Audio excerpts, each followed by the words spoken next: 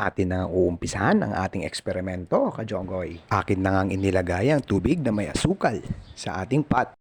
At dahil tirik na ang araw, lalagay na natin siya.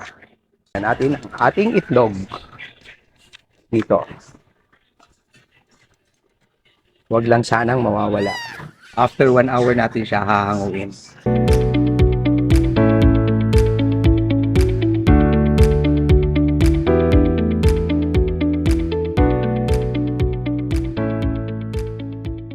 Siyempre, i-check natin ang kapaligiran, baka may dumaan at maisahan ang ating itlog. Baka maitlog pa ng iba.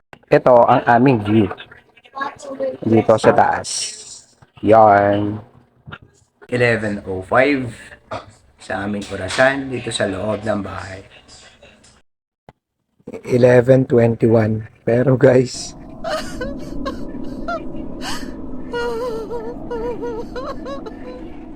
makulimlim. 11:42.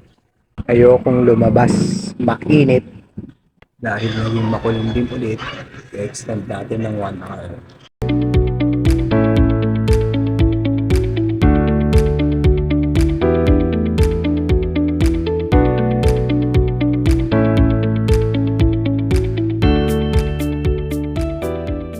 Hindi siya ganun kainit. So, tinanggal ko na rin yung tubig niya. Ito na yung egg. Ngayon, titignan natin yung loob. Kung ano nangyari. Pero sa tingin ko, walang effect. Let's watch. Pag dito, hoy, iba ang tunog. Guys, iba ang tunog niya.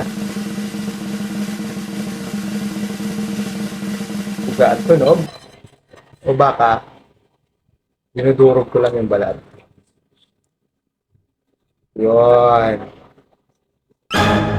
Pwede ko ba siyang lutuin? Hinugasan ko na to. Pwede pa siyang lutuin. And, ganoon pa rin. Tiniktik ko na siya. Tapos, naging ganito yung itsura niya. Bilog na bilog yung yellow. Yan yung itsura niya ngayon. So, bilog na bilog siya. Tapos, pagka inuuga mo, hindi nagsiseparate. Unlike the usual, na kapag napitpit mo ng maayos yung itlog, nabibiyak. Ito hindi. So, nag-form pa rin siya. Hindi nga lang siya ganun kainit. Siyempre, ang sagot sa ating katanungan, 1, nalaga ba yung itlog? Hindi.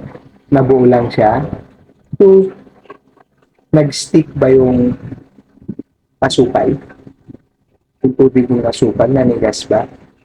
Hindi rin. Kasi hindi rin ganun siya kainit. Kumilimlim. So, failed tayo. Okay. Sa susunod ulit. Failed tayo. Kainin na lang natin itong itlog. Natin kung nagbago yung basa niya.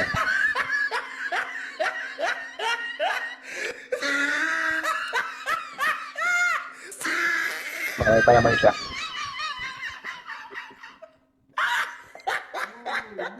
Okay, dalam natin. Failed. He tried it.